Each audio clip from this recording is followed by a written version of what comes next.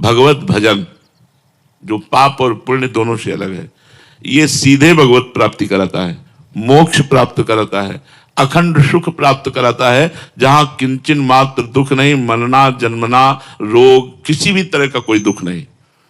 अब समस्या पड़ती है कि पाप और पुण्य कर्म करने में तो मन न लग सकता है हमारा, पुण्य कर्मों में भी लग सकता है, दान है, भंडारा कराना है, तीर्थ स्नान करना है, ये सब। भजन में मन लगना जो पाप और पुण्य दोनों से अलग है, और वो केवल मनुष्य जन्म में हो सकता है, किसी और योनियों में नहीं। अगर ये चूक हो गई कि आप भजन नहीं किए तो बड़ा पछताना पड़ेगा। मन पछताई है अवसर बीते। अब बात घूम के आई मन पे। यह है क्या मन? ये मन है क्या? मन ना तो आप इसे चैतन्य ही कह सकते हैं क्योंकि आत्मा नहीं है, और ना आप इसे जड़ कह सकते हैं, ये उभय रूप है। इंद्रियाणाम मनश्चास्मि वैसे भगवत स्वरूप है, पर ये जड़ भी है और चैतन्य भी है। जो भगवान ने अपनी माया प्रकृति का वर्णन किया, अष्टधा प्रकृति का, उसमें मन का भी वर्णन किया है। ये प्रकृति से युक्त है, और शास्त्रों में इसे आत्मस्वरूप भी बताया है, ये भगवत स्वरूप भी है।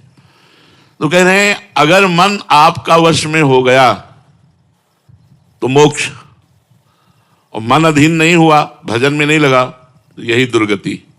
दुर्गति और सदगति आपके मन के अधीन है।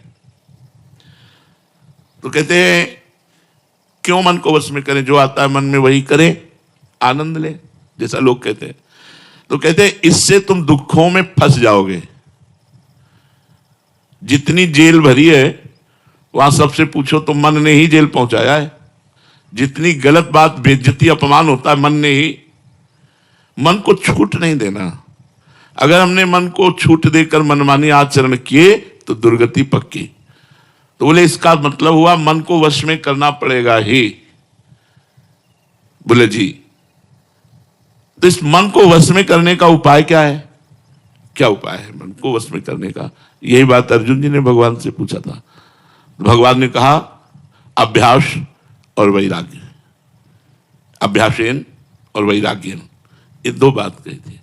अभ्यास तो राधा राधा राधा राधा राधा राधा, और वैराग्य गलत आचरणों से अपने आप को संपूर्ण रूप से बचाने की चेष्टा करना, ना बच पाने पर रोना और दुखी होना, प्रभु से प्रार्थना करना। जब हम नहीं बच पा रहे तो प्रभु से प्रार्थना करें, रोए, वही रोक सकते हैं। कोशिश हमारी पूरी रहे, हमारी मनमानी आचरण ना हो। मन को अगर वश में करना है तो किसी भी भोग को भोगते समय नाम ना छोड़िए, तो मन वश में हो जाएगा, पर नाम चलेगा नहीं। गुलाब जामुन पाना है, समोसा चटनी पाना है, अच्छे अच्छे पदार्थ, उस समय चले राधा राधा, तो गुलाब जामुन का स्वाद आपको फंसा नहीं पाएगा। इसी तरह संपूर्ण भोग, जितने भी भोग संसार के हैं, गृहस्थ में या वैराग्य में जो भी सेवन किए जाते हैं, यदि बहुत काम की बात है, यदि भोग भोगते समय अभ्यास नाम का चल रहा है तो आपको भोग का जो स्वाद है वो फंसा नहीं पाएगा। और दूसरा वैराग्य, जो शास्त्र निषेध करता है, संत जन निषेध करते हैं, वो हमें नहीं करना। नहीं फंस जाओगे पक्का, चाहे जितने चतुर हो फंस जाओगे। शास्त्र जो कहता है उसकी आज्ञा का यदि अक्षरशः पालन करोगे तो आपको माया फंसाएगी नहीं। अगर आज्ञा उल्लंघन शास्त्र की हुई तो आप फंसे फंसाए हो। चिंता, शोक, दुख, संकट ये जरूर आपको घेर लेंगे। अभ्यास हर कार्य करते हुए नाम जप करना, हर भोग भोगते हुए जो शास्त्र युक्त है नाम जप करना। और वैराग्य, जिसे शास्त्र निषेध करता है, संत जन निषेध करते हैं, वो हम ना करें। फिर मन को हर समय देखते रहना, कहां जा रहा है, गलत जा रहा है, तुरंत धिक्कार करके उसे हटाओ। ये जन्म भगवान के लिए मिला, तू गलत चिंतन करा रहा है। अगर सही जगह जा रहा है तो सपोर्ट कर दो उसको, धन्यवाद, बड़ी कृपा आपकी, आप भजन में लग रहे हैं। मन की चेष्टा को देखते रहना। मन को वश में करने के उपाय, पहला अभ्यास, दूसरा वैराग्य, तीसरा मन का निरीक्षण करते रहना, हर समय मन को देखते रहना। ऐसा नहीं हो पाता है। मन जो दिखाता है वो हम देखते हैं, हम मन को नहीं देख पाते। मन जो कराता है वो हम करते हैं, मन के ऊपर शासन नहीं कर पाते। यही साधक और असाधक में अंतर है। साधक हर समय मन को देखता रहता है, अगर वो गलत चेष्टा करता है, गलत संकल्प करता है तो उसकी वो काट करता है, वो धिक्कारता है, वो परेशान अंदर से होता है, नहीं नहीं ये नहीं होना चाहिए। तो फिर मन सफल नहीं हो पाता है, क्योंकि वो साधक है, भगवान का भजन करता है।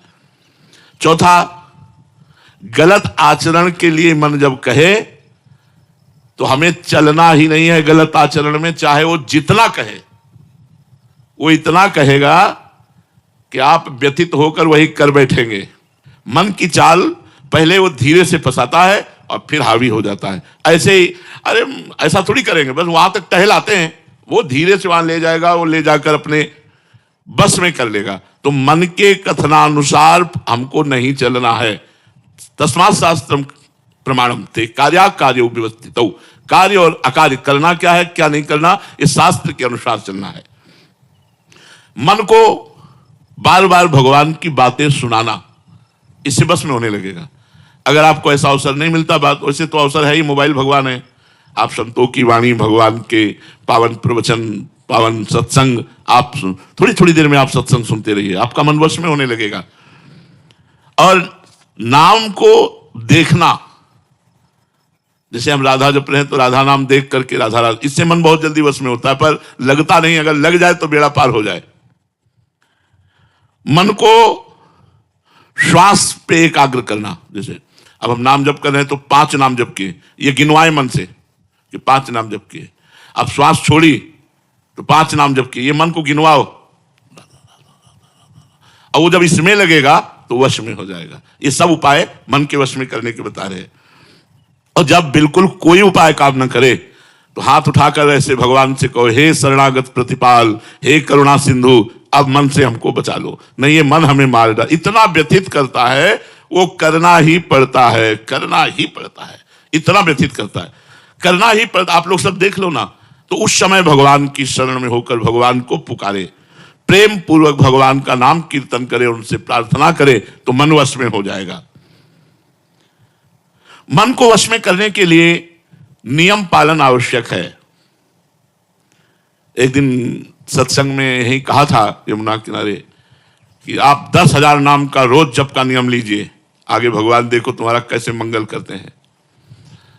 हाथ, हमने कहा था हाथ उठाइए, लगभग सबने उठाया था, लेकिन कितने लोग 10,000 नाम जप उनमें से करते होंगे? नियम में ही इतनी सामर्थ्य है कि मन को वश में कर लेता है। जो नियम, वो नियम, मरना जीना दुख सुख हानि लाभ, इसकी कोई परवाह नहीं।